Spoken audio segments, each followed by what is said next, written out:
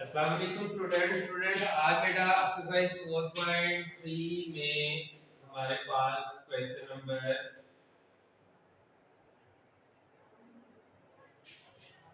4 है बेटा। सिंपलीफिकेशन क्या है? 3 क्वेश्चन पहले हम कर चुके हैं, वो बेटा सिंपलीफिकेशन के थे। तो बेटा क्वेश्चन नंबर 4 का फर्स्ट पार्ट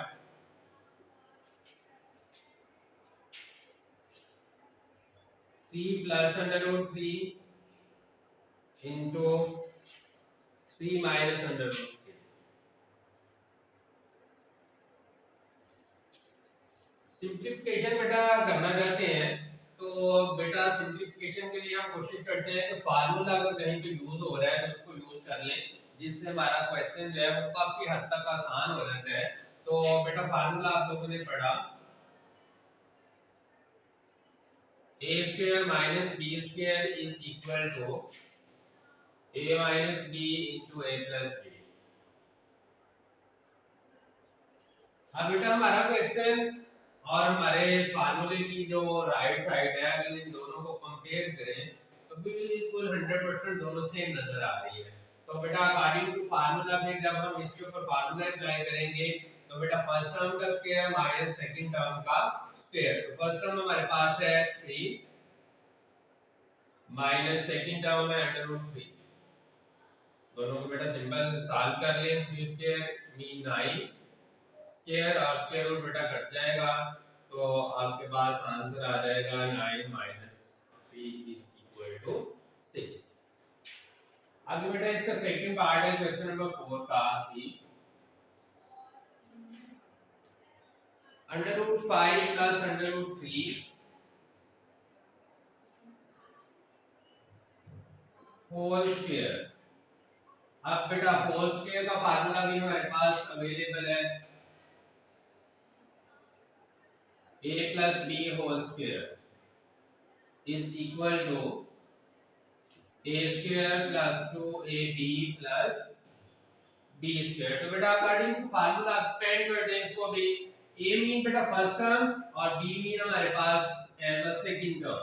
तो फर्स्ट टर्म बेटा फर्स्ट टर्म का स्क्वायर मीन अंडर रूट 5 का स्क्वायर प्लस 2 फार्मूले का a b mean first term multiply second term. First term is under root 5 and second term is under root 3 plus b square means second term का square which is under root 3। square और square root बेटा again cut जाएंगे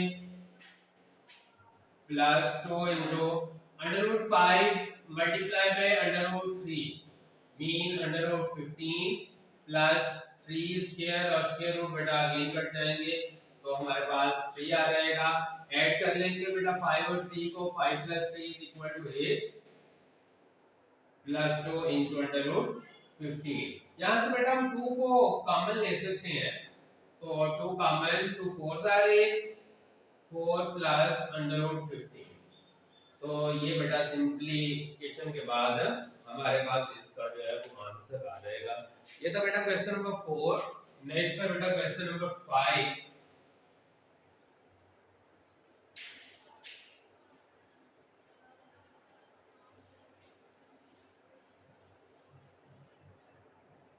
question number 5 भी बेटा simplification का ही question है।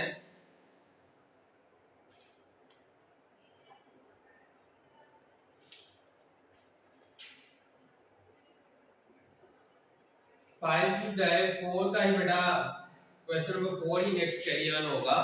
Fourth के ही बल्कि ये सारे पार्ट्स हैं।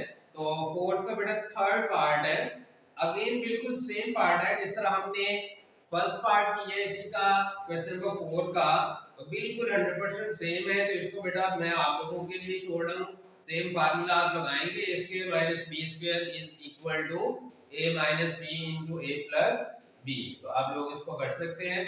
इसका नेक्स्ट बेटा फोर्थ पार्ट जो है ये मैं आपको करवा देता हूँ। क्वेश्चन नंबर 4 का फोर्थ पार्ट,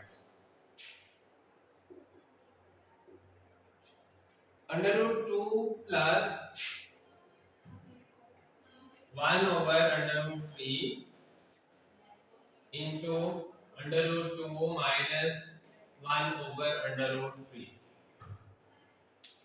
तो बेटा ये भी क्वेश्चन तो ये भी सेम ही है, वही फार्मूला जो पहले हम अप्लाई कर चुके हैं, a square minus b square is equal to a minus b into a plus b। तो इसमें भी बेटा फार्मूला अप्लाई कर देते हैं। Then after applying a formula, first term mean under root 2 whole square minus second term 1 over under root 3 whole square. 2 minus 1 over 3 by taking LCM. The LCM is 3. 3 2s are 6 minus 1. And the answer is 6 minus 1 mean 5 over 3. ये तो बेटा इसका fourth part.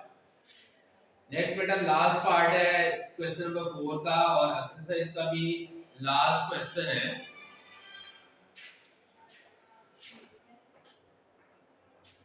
Last part है बेटा 5 वाला part है। Under root x plus under root y under root x minus under root y into x plus Y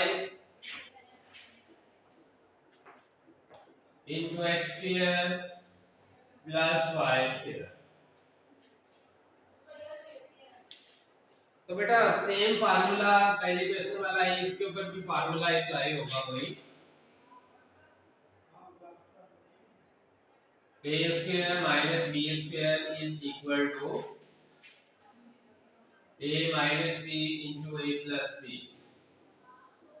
दो तीन स्टेप में बेटा इस फार्मूले को हमें जो है वो अप्लाई करना पड़ेगा। तो पहले बेटा पहली टू टर्म्स के ऊपर हम फार्मूला अप्लाई करेंगे। तो by applying formula the remaining term is under root x whole square minus under root y whole square।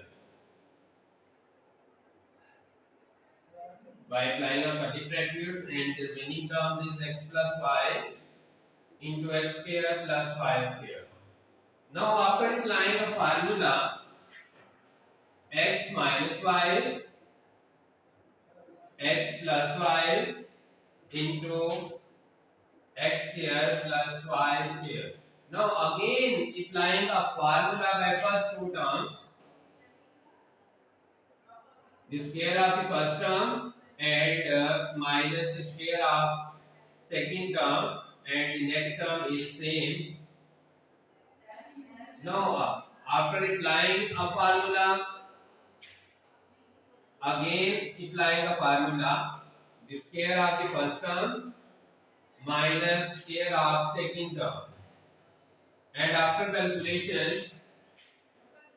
or a simplification, x raised to power 4 minus y raised to power 4। तो ये बेटा पूरी exercise आप लोगों की खत्म हो गई। 4.3 इस सारे की बेटा प्रैक्टिस आप लोगों ने अपनी नीट नोटबुक के ऊपर जो है वो करनी है।